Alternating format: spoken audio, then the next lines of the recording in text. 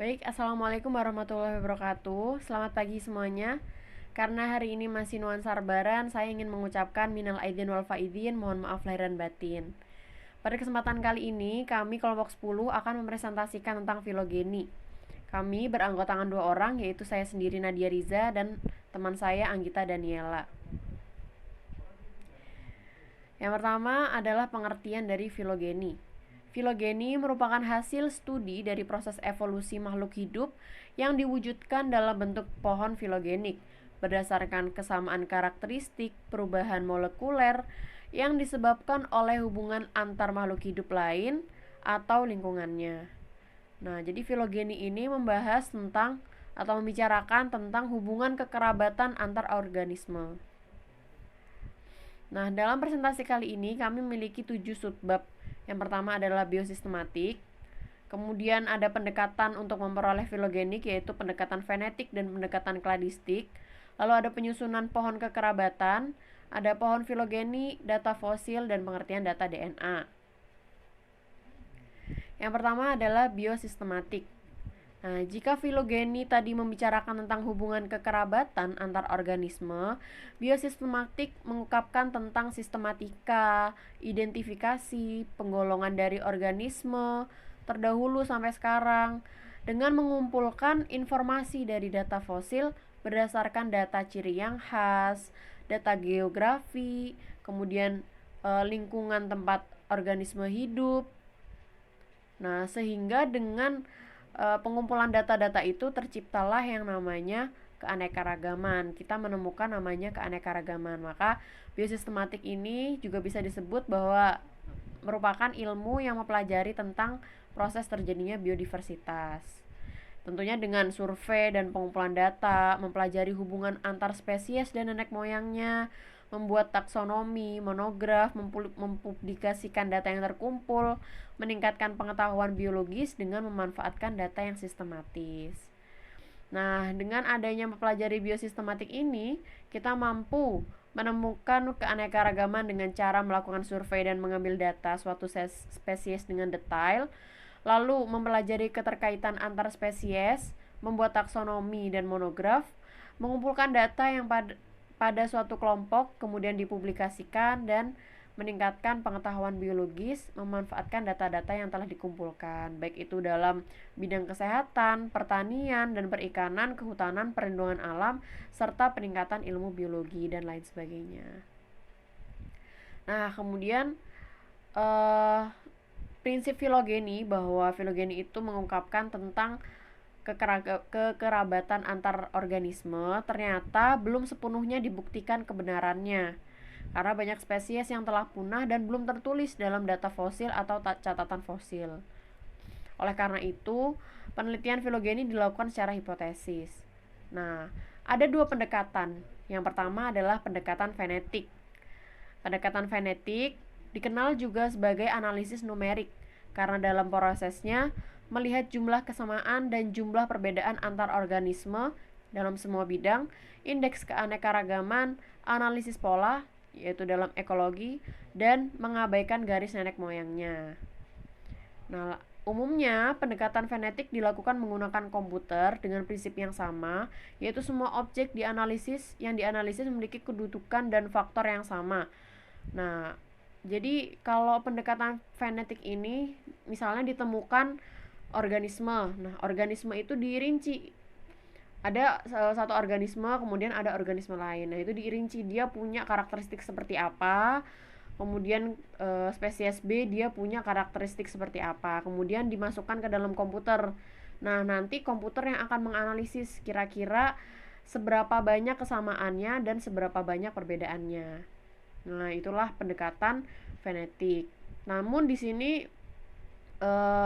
diyakini bahwa semua subjek yang dianalisis mempunyai kedudukan dan faktor yang sama, tidak dilihat nenek moyangnya, tidak dilihat lingkungannya, bagaimana dia berevolusi, itu tidak dilihat, hanya dilihat persamaan dan perbedaannya aja. Sehingga pendekatan fenetik ini sering diperdebatkan dalam dunia biologi, karena faktor dalam suatu organisme itu tidak dapat disamaratakan sebenarnya. Oke, selanjutnya adalah pendekatan kladistik. Nah, pendekatan kladistik ini merupakan pendekatan yang melihat semua aspek yang mungkin terjadi dalam evolusi suatu kelompok organisme. Nah, pendekatan ini sangat memperhatikan nenek moyang suatu organisme. Pendekatan ini dipilih dengan alasan paling rasional, tolak ukur yang saintis bagi semua peneliti, dapat diuji, informasinya lengkap, mudah dianalisis, mudah disamakan karena natural, kemudian mendekati kebenaran. Jadi kalau misalnya pendekatan kladistik ini dia merincinya itu dengan melihat nenek moyangnya, asal usulnya, DNA-nya seperti apa, kedekatannya seperti apa. Semua aspek dibahas di pendekatan kladistik ini.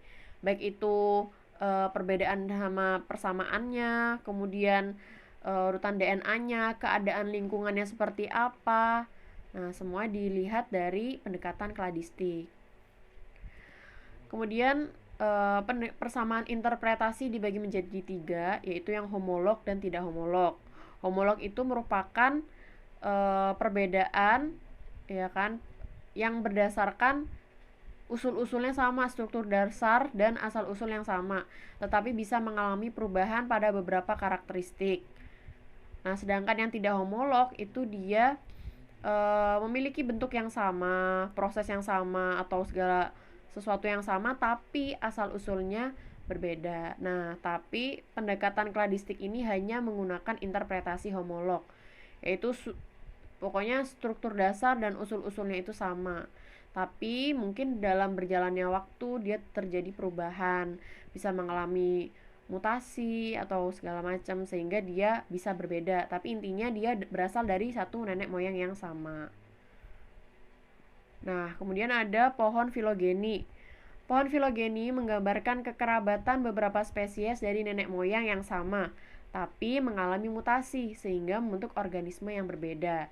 Pohon filogeni dilakukan dengan pendekatan fenetik disebut fenogram, sedangkan yang dilakukan dengan pendekatan kladistik ialah kladogram. Nah, ini contoh dari kladogram sama fenogram. Kita udah sering lihat ya pohon filogenik yang seperti ini.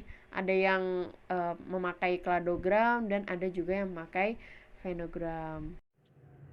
Baik, selanjutnya ada data fosil. Data fosil ini merupakan data organisme yang terdahulu, dari yang paling tua hingga yang modern ataupun yang masih hidup.